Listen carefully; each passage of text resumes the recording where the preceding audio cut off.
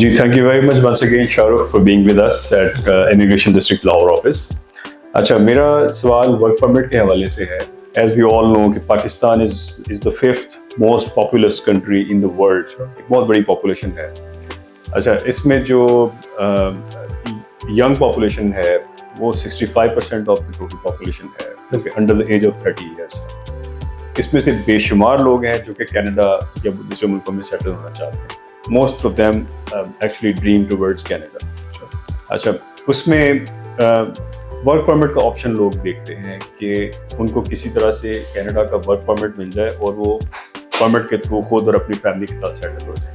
तो क्या इस तरह के कोई ऑप्शंस अवेलेबल हैं कनाडा में? तो वर्क परमिट का बिल्कुल आप सही कह रहे हैं तनवीर साहब कि सबसे ज़्यादा जो मुझे भी क्वेरीज आती हैं वो वर्क परमिट की आती हैं. तो वर्क परमिट का सबसे पहले जो हमारी ऑडियंस देख रही है उसको फ्रॉड से बचना होगा इस काम. यहाँ से मैं बात इसलिए शुरू कर रहा हूँ क्योंकि अक्सर लोग जो ये वीडियो देखते हैं उन्होंने कहीं ना कहीं किसी न किसी से कनाडा की जॉब ऑफ़र लेने की कोशिश की है और अनफॉर्चुनेटली ज़्यादातर या मेरे ख्याल से 50% से ज़्यादा के साथ ही कुछ ना कुछ हाथ हो चुके हैं. पैसे अपने फंसा चुके होते हैं लोग और प्रॉब्लम में आ जाते हैं. अब आप लोगों के पैसे इसलिए फंसते हैं, ऑडियंस जो देख रही है, कि आप लोगों को ना यूएई और सऊदी अरब या जीसीसी के जो ममालिक हैं ना उनका वर्क परमिट का प्रोसेस के ज़रिए कनाडा का वर्क परमिट प्रोसेस समझाया जाता है. कहने का मकसद ये है कि कनाडा और यूएई और सऊदी अरब के जो वर्क परमिट के तरीके हैं वो डिफरेंट हैं. तो सबसे पहले हम यहाँ से बात शुरू करते हैं कि कनाडा का वर्क परमिट का क्या तरीका है. सऊदी अरब, मिडिल ईस्ट आप भी माशाल्लाह घूमते हैं, मैं भी जाता हूँ, वहाँ का वर्क परमिट का तरीका और है. इवन पाकिस्तान का और होगा, कनाडा का बिल्कुल और है.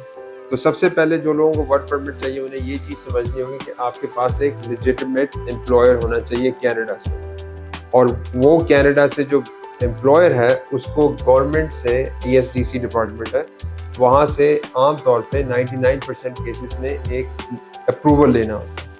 उस अप्रूवल को LMIA कहा जाता है. अक्सर आप लोगों के पास भी इंक्वायरीज आती होंगी, हमारे पास भी इंक्वायरीज आती हैं कि जी हमें LMIA दें. LMIA जो होता है वो एम्प्लॉयर के पास होता है. एम्प्लॉयर जो होता है वो कनाडा में ये अप्रूव करवा के जो है वो प्रोसेस के जरिए चलता है. तो इसमें जो आपने मुझसे सवाल पूछा, क्या हम लोग वर्क परमिट पे काम करते हैं या क्या हम लोग जॉब्स ऑफर करते हैं, जो पाकिस्तानी बाहर बैठ रहा है या कहीं भी दुनिया में बैठा हुआ है, हम लोग जॉब ऑफर डायरेक्टली नहीं करते. ये बात मैं आपको क्लियर कर देता हूँ, और ये इसलिए क्लियर करने की ज़रूरत है कि जॉब ऑफर जो है वो या तो एम्प्लॉयर आपको कर सकता है कनाडा से डायरेक्टली, या कोई रिक्रूटमेंट एजेंसी कनाडा की जो कि कनाडा में रजिस्टर्ड हो वो आपको जॉब ऑफर दे सकती है.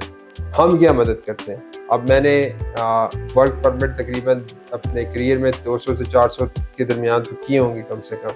LMIA जो है मैंने 200-300 वो भी किए हुए होंगे, क्योंकि हर वर्क परमिट के साथ आमतौर पर एक LMIA अटैच होता है. तो वो मैं इस तरह ये काम करता हूँ कि माशाल्लाह ये जो ऑडियंस देख रही है आपकी, इसके कभी कभार नेटवर्क्स होते हैं कनाडा में.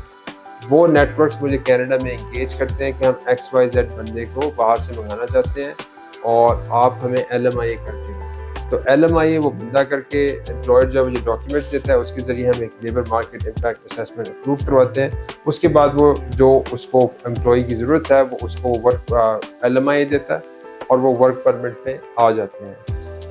हैविंग सेड दैट, आप लोग अगर वर्क परमिट ढूंढ रहे हैं, आप लोग अगर वर्क परमिट लेना चाहते हैं, तो आपके ऊपर ये लाजिम है, मैंडेटरी है, ऑब्लिगेटरी है कि आप लोग अपनी ड्यू डिलिजेंस करें, आप लोग अपना होमवर्क करें. इस पे हम जितनी कम बात करें तनवीर साहब कम है, क्योंकि अक्सर लोगों के साथ फ्रॉड होता है पूरे इस रीजन में. इस वर्क परमिट की चीज़ पे आप लोगों को जाली जॉब ऑफर्स दी जाती हैं, उनके नीचे जो नाम लिखे होते हैं वो क्वाइट फ्रैंकली गोरों का कोई भी नाम लेके वो कॉपी पेस्ट कर देते हैं और आप लोग समझते हैं ये वाकई कोई कंपनी है. फिर जब आपको वो कंपनी का नाम देते हैं तो आपको गूगल पे कम से कम टाइप करना चाहिए कि कंपनी एग्जिस्ट करती है कि नहीं. अक्सर आपको ऐसे मैंने देखे हुए लेटर पकड़े हैं, साफ सी बात है, जिसमें नाम जिस बंदे का है वो उस कंपनी में नहीं है, हाँ कंपनी एग्जिस्ट करती है. तो ये चीज़ें जो हैं वो आप लोगों को अपना होमवर्क करना पड़ेगा. जॉब ऑफर लेते हुए जितना आप एहतियात करें उतना आपके लिए बेहतर है. कनाडा को एम्प्लॉयर ज़रूर चाहिए. कनाडा ने बहुत ज़्यादा प्रोग्राम्स निकाले हुए हैं वर्कर्स को लाने के लिए कनाडा में. اور جو لوگ کینیڈا آتے ہیں آنا چاہتے ہیں اس کے ذریعے وہ بیسکلی ضرور آ سکتے ہیں، لیکن اچھے امپلائر کے ساتھ۔ امپلائر ایسے بھی ہیں آپ کو کینیڈا میں جو آپ سے اچھے خاصے پیسے بھی لیں گے اور آپ کو پھر اچھی جاب بھی نہیں دیں گے، جی یا تو جاب بالکل ہی نہیں دیں گے، پھر وہ آپ کو کہیں گے کہ ہمیں ٹیکس دو ہر سال۔ تو اس میں اکثر لوگ کینیڈا میں اس وقت ہوتے ہوئے پھنسے ہوئے ہیں کہ وہ صحیح جاب آفر نہیں لے کے گئے، صحیح صوبے میں نہیں گئے، اور اب وہ پچھتا رہے ہیں، صاف سی بات ہے، کیونکہ وہ ساری پیچھے کشتیاں جلا کے ہیں۔ کیونکہ جو لوگ پرماننٹ ریزیڈنسی کا بھی سوچتے ہیں تو کیا ان کے لیے یہ یقیناً ایک چیلنج ہوگا کہ اگر ان کو یہ سارے کلیئر پاتھ نہیں مل رہا ہے تو وہ پی آر بھی اوبٹین نہیں کر سکتے؟ بالکل ایسا ہی ہے تنویر صاحب، اس وقت کینیڈا میں یہ بہت بڑا چیلنج بنا ہوا ہے کہ جو لوگ ورک پرمٹ پہ یا اسٹڈی پرمٹ پہ یا ٹیمپرری ریزیڈنسی پہ گئے ہوئے ہیں، ان کے لیے پرماننٹ ریزیڈنسی لینا اتنا آسان نہیں ہے جتنا فار ایگزامپل ایون 2-3 سال پہلے تھا۔ اب چیزیں آپ لوگوں کو سوچ سمجھ کے پروفیشنل گائیڈنس لے کے جانی چاہیے۔ جو پرانے طریقے تھے وہ اب نہیں رہے، آپ لوگوں کو یہ چیز سمجھنی ہوگی، اور جتنی احتیاط آپ جاب آفر کے معاملے میں کریں اتنی کم ہے۔ آپ کے کوئی رابطے ہوں کینیڈا میں، آپ ہمیں ان سے انٹروڈیوس بھی کروا سکتے ہیں، ہم ان کو دیکھ سکتے ہیں کہ کیا کوئی اپرچونٹی فیزیبلٹی بنتی ہے، اس کے ذریعے ہم پھر آپ کو کینیڈا میں ورک پرمٹ پہ لانے کی کوشش کر سکتے ہیں۔ بالکل ٹھیک ہے۔ ایک کرائسس یہ بھی ہے کہ جو ریسورسز یہاں سے کینیڈا یا دوسرے ملکوں میں سیٹل ہونا چاہتے ہیں وہ ریڈی نہیں ہوتے، ان کے پاس وہ اسکل نہیں ہوتی۔ یعنی ہم لوگ یہ ایمفسائز کرتے ہیں کہ آپ اگر آئی ٹی سے ریلیٹڈ ہیں تو آپ cyber security, machine learning, robotics یا آئی او ٹی وغیرہ کوئی ایسی اسکل اپنے اندر لے کر آئیں جس کی بیس پہ آپ وہاں پہ ایکسیپٹیبل ہوں۔ اسی طرح سے آپ کے پاس کسی ٹریڈ میں اگر آپ کے پاس ایکسپرٹیز ہے، جیسے پلمبر ہیں، الیکٹریشین ہیں اینڈ ویلڈر ہیں، سو آن، بہت ساری ایسی چیزیں ہیں۔ تو جب تک یہاں پر لوگ ریڈی نہیں ہوں گے ان کو وہاں پر اس طرح سے وہ فائدہ نہیں ملے گا اس ملک میں جا کے۔ تو ان کو اسکلفل ہونا چاہیے اور پھر اپنے آپ کو وہاں پر شفٹ کرنا چاہیے۔ بالکل، آپ نے بہت اچھی بات کی کہ ابھی پوری دنیا میں اور especially western part of the world میں، کینیڈا اسپیشلی، ایک گورنمنٹ کی طرف سے پالیسی نظر آ رہی ہے کہ وہ چند سیکٹرز کو لانا چاہ رہے ہیں دنیا سے لیبرز آکوپیشنز ان ڈیمانڈ میں، جس میں ہیلتھ کیئر، نرسنگ، جس طرح ویر صاحب نے بات کی، cyber security, internet of things, these types of things. So the whole idea and what ہم آپ کو میسج دینا چاہ رہے ہیں کہ آپ لوگ کمپیٹیٹیو آکوپیشنز میں اگر جائیں گے، وہاں انڈسٹریز ان ڈیمانڈ میں جائیں گے، وہاں آپ کا وہاں مستقبل بھی اچھا ہو سکتا ہے۔